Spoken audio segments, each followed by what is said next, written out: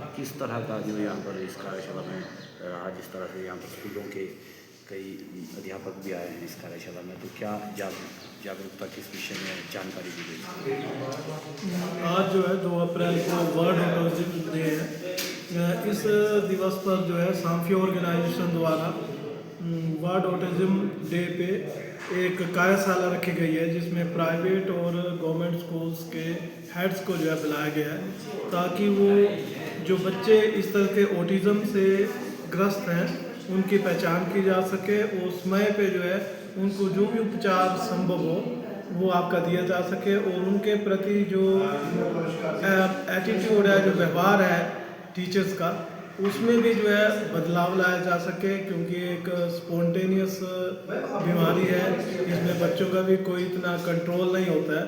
तो सबसे मेन इनको रिकॉग्नाइज करना, इनकी पहचान करना बच्चों के, और उसके बाद जो है स्कूल का व्यवहार इन बच्चों की तरफ जो है किस तरह का होना चाहिए, उसी के बारे में ये वर्कशॉप जो है ये रखी गई है सर। सांख्या फाउंडेशन की मल्टीपर्पज़, तो क्या उद्देश्य है, किस तरह से जागरूक किया जा रहा है यहाँ पर टीचर्स को भी बच्चे को ऑटिज्म के बारे में जानने के लिए क्या जानकारी दी गई है? मेरा नाम डॉक्टर श्रुति मोरे भारद्वाज है और मैं एक ऑक्यूपेशनल थेरेपिस्ट और सांभर फाउंडेशन की डायरेक्टर हूँ। आज 2 अप्रैल को वर्ल्ड ऑटिज्म डे मनाया जाता है। ऑटिज्म ये एक न्यूरो डेवलपमेंटल कंडीशन है, जिसमें बच्चों को या व्यक्तियों को जो उनका तरीका होता है, जो उनका ब्रेन या बॉडी फंक्शन करने का एक स्पेसिफिक कंडीशन होती रहती है। ये कोई बीमारी नहीं होती जो कोई दवाई से या किसी प्रकार की थेरेपी लेके ठीक हो सकती है। पर जो ये व्यक्ति होते हैं जिनको ऑटिज्म डायग्नोस किया जाता है, इनको मुख्य तौर पे 3 तरीके की दिक्कतें आती हैं। एक होता है कम्युनिकेशन, वो जैसे आप और हम अभी वार्तालाप कर रहे हैं, वो उस तरीके से कम्युनिकेशन नहीं करते, उनके अलग तरीके होते हैं कम्युनिकेशन करने के।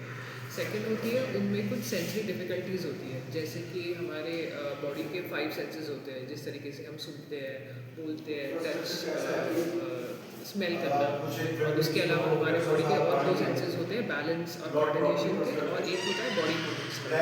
तो मेनली ऑटिज्म जो व्यक्ति होते हैं उनमें इन 5 और या फिर 8 जो हमारे सेंसेस होते हैं उनमें कोऑर्डिनेशन में डिफ़िकल्टीज़ होती है, क्योंकि जब हमारे सेंसेस काम करते हैं प्रॉपरली, तब हम हमारे इन्वायरमेंट से इंफॉर्मेशन लेते हैं और फिर हमारा ब्रेन एक रिएक्शन देता है। इसी तरीके से हम हमारे इन्वायरमेंट में इंटरेक्ट करते हैं। पर जो व्यक्ति जिनको ऑटिज्म है, उनको ये सेंसरी प्रोसेसिंग डिफ़िकल्टीज़ होती है।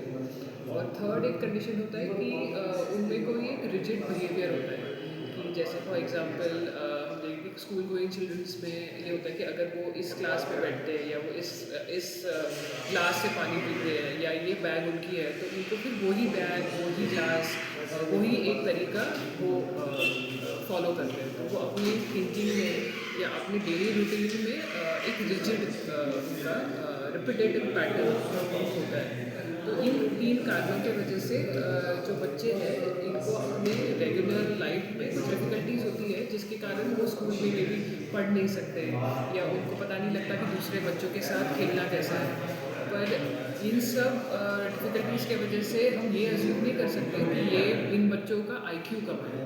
ये इनफैक्ट इन बच्चों का IQ नॉर्मल बच्चों से इनफैक्ट ज़्यादा ही होता है।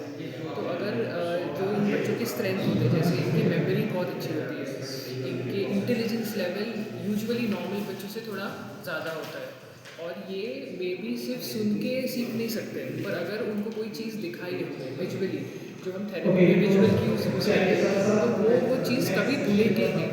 तो उनकी जो स्ट्रेंथ्स है, वो स्ट्रेंथ को हम कैसे स्कूल्स में हम उनके टीचिंग में यूज़ करें, ताकि ये बच्चों को भी एक वो राइट इन्वायरमेंट से सपोर्ट मिल सके। यूजुअली हमने देखा गया है कि इन बच्चों को कि ये क्योंकि ये देखने से आपको पता नहीं चलेगा कि इन बच्चों को कोई कंडीशन है या कोई डिसेबिलिटी है, क्योंकि देखने में ये बच्चे एकदम दूसरे बच्चों के जैसे ही ये दिखेंगे, इसलिए वो मिसडायग्नोज हो जाते हैं या उनको राइट तरीके का सपोर्ट मिल नहीं पाता। क्योंकि अगर कोई फिजिकली बच्चा है तो वो दिख जाता है कि हाँ इस बच्चे को ज़रूरत है। अगर कोई सुन नहीं सकता या देख नहीं सकता तो इन बच्चों को ऑब्वियसली ज़्यादा सपोर्ट मिल जाता है। पर ऑटिज़म ये एक इनविजिबल कंडीशन है, तो इसलिए इसका अवेयरनेस होना बहुत ज़रूरी है। और इसी हेतु से हमने आज स्कूल प्रिंसिपल और टीचर्स को बुलाया है ताकि लीडरशिप लेवल पे वो समझ सके कि स्कूल लेवल पे सिस्टमेटिकली हम क्या चेंजेस कर सकते हैं ताकि स्कूल एनवायरनमेंट थोड़ा उनके लिए सूटेबल हो उनकी लर्निंग के लिए। इसके अलावा हमारे फाउंडेशन में हम अर्ली इंटरवेंशन थेरेपी प्रोग्राम चलाते हैं जिसके under occupational therapy, speech therapy, special education की सर्विसेज इन बच्चों को दी जाती है। ऑक्यूपेशनल थेरेपी में स्पेसिफिकली इन बच्चों को जो सेंसरी डिफिकल्टीज होती है उस पर काम किया जाता है via sensory integration therapy, play therapy, उनके बोलने पे, उनके कम्युनिकेशन पे काम किया जाता है। तो स्कूल के साथ साथ अगर बच्चों को थेरेपी सपोर्ट भी मिले तो इन बच्चों को एक राइट इन्वायरमेंट मिल सकता है और वो दूसरे बच्चों के जैसे ही पढ़ सकते हैं और उनके एकेडमिक आउटकम्स बहुत अच्छे से निकल सकते हैं।